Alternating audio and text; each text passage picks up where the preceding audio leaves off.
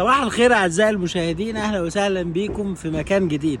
لما تيجي الماتي كازاخستان في ناس بتروح الأماكن العادية، شارع أرباط، بحيرة كورساي، بس النهاردة تجربة جديدة في جبال أسا. تعالوا نشوف. تقع هضبة أسا على بعد 100 كيلو جنوب مدينة الماتي في كازاخستان.